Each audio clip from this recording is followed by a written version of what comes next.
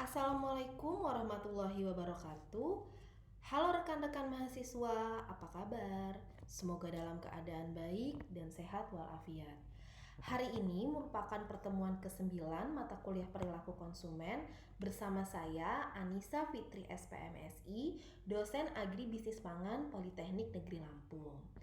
Topik untuk mata kuliah perilaku konsumen ke-9 ini yaitu elemen-elemen dasar perilaku konsumen dari aspek kognisi. Apabila kita melihat gambar ini, yang tercetus di pemikiran kita adalah bahwa kognisi itu berpikir.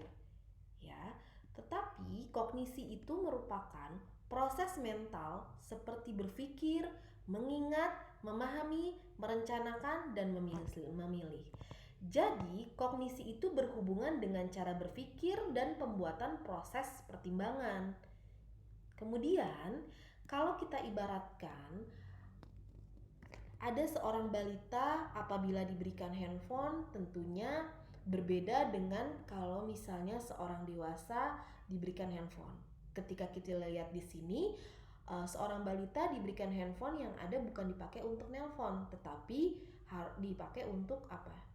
Makan, ya. Sedangkan orang dewasa kalau misalnya diberikan handphone dia langsung digunakan untuk menelpon. Dari sini dapat kita melihat bahwa cara berpikir anak-anak berbeda dengan pola pikir orang dewasa. Kemudian contoh lainnya adalah misalnya saja kita lihat di sini. Anak-anak berkisar 6 bulan hingga 1 tahun, kalau misalnya kita berikan handphone dia langsung makan. Nah, sehingga ada seorang orang tua ya, berdasarkan orang tua memberitahu bahwa nggak boleh loh makan handphone, yang harus jadi makan itu misalnya biskuit atau buah ya, ditunjukkan makan makanannya. Nah, seorang anak itu memerlukan interaksi yang dinamis dengan lingkungannya, misalnya lingkungan keluarga ya, untuk mengembangkan intelektualnya. Nah, sehingga biasanya seorang anak itu interaksi fisiknya itu melalui keluarga. Lama-lama dengan aksi orang tuanya diberitahu ini tidak boleh, ini boleh. Nah, menimbulkan persepsi dan pemikiran di anaknya. Anak itu berpikir, oh ternyata dengan makan handphone itu nggak boleh, ternyata yang harus dimakan itu buah ya. Sehingga dengan pengalaman-pengalaman yang diberikan oleh orang tuanya, si anak jadi paham ya, kalau misalnya ini jadi paham, sehingga makanan yang harus dimakan itu ternyata buah, biskuit yang seperti itu ya.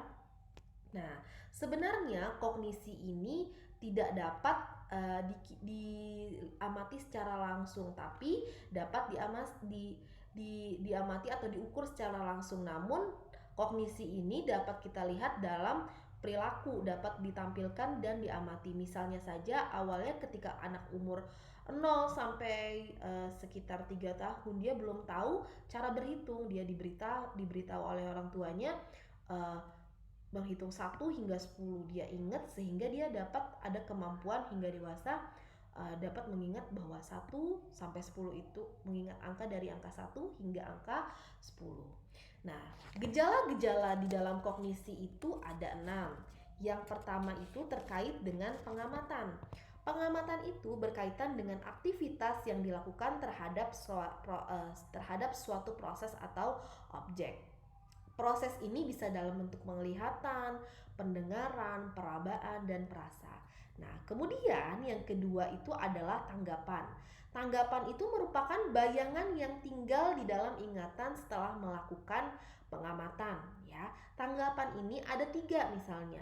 Ada tanggapan masa lampau yang berkaitan dengan ingatan biasanya. Kalau tanggapan masa lampau itu contohnya apa? Ingatan. Ya. Kemudian tanggapan yang akan datang bersifat apa? Antisipasi ya. Kemudian ada tanggapan masa kini untuk apa? Mengimajinasikan ya. Kemudian yang ketiga ada yang namanya ingatan. Ingatan itu saat manusia mempertahankan dan menggambarkan pengalamannya pada masa lalunya dan menggunakannya sebagai sumber informasi saat ini ya. Jadi kejadian masa lalu dijadikan sebagai informasi di masa kini ya. Proses di dalam ingatan itu adalah menyimpan informasi, kemudian kalau misalnya informasi baik itu harus dipertahankan, kalau misalnya informasinya buruk itu untuk berjaga-jaga ya. Kemudian ketika masa sekarang memanggil kembali informasi tersebut ya. Kemudian ada yang keempat yang namanya fantasi. Fantasi ini berfungsi sebagai untuk manusia untuk berorientasi dalam akan imajinasi melalui dunia real ya, fantasi.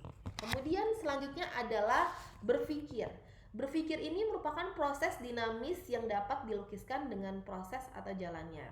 Berpikir ini terdapat 4 proses berpikir. Yang pertama pembentukan pengertian ya, yang kedua pembentukan pendapat, kemudian pemberian kesimpulan dan psikologi berpikir. Kemudian ada yang terakhir terkait dengan intuisi.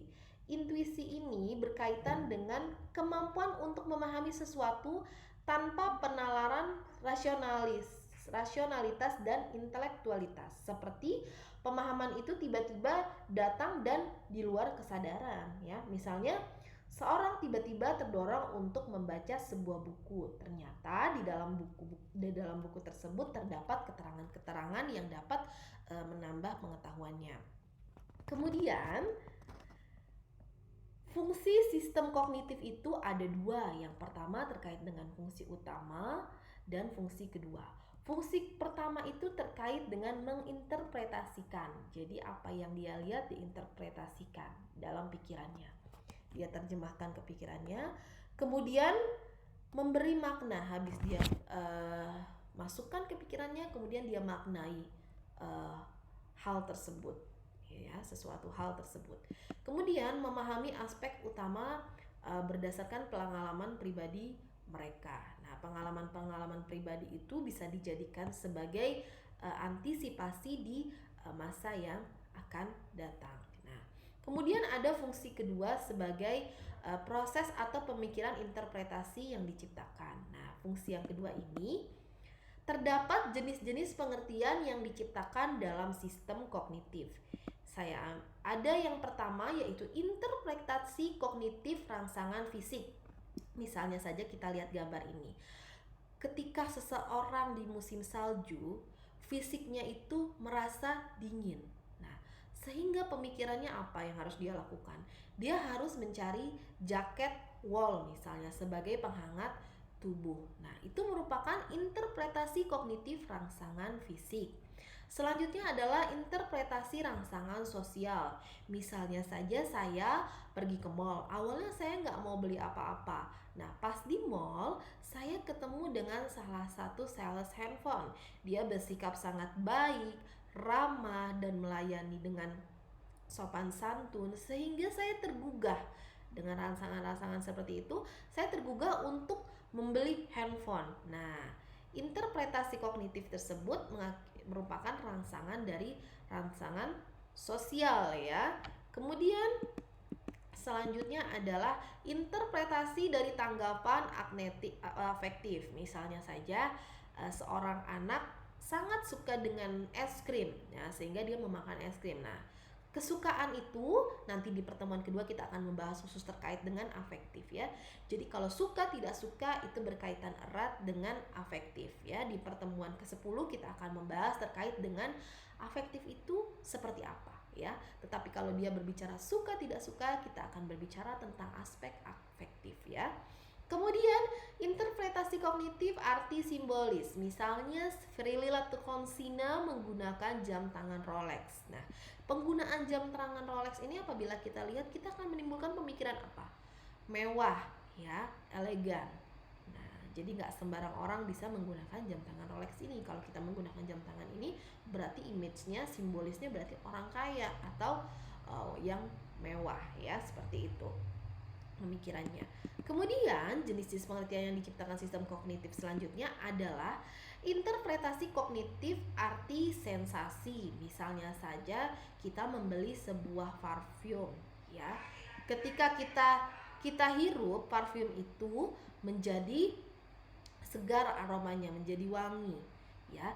Jadi menimbulkan rasa nyaman. Nah, jadi kita berdasarkan aspek kognitif ini berarti kita arti sensasi ya, sensasi ini. Akibat sensasi ini jadi kita tertarik untuk membeli ya.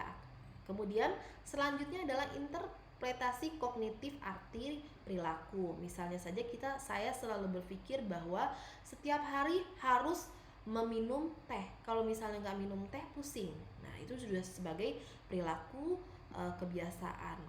Pemikiran saya bertindak, saya lakukan untuk perilaku di dalam kehidupan sehari-hari.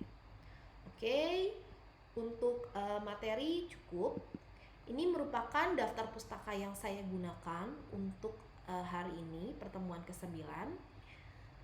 Sekarang silahkan untuk dilanjutkan mengerjakan tugas dan post-testnya. Selamat belajar dan semoga video ini bermanfaat untuk kita bersama. Selamat belajar dan semoga sukses.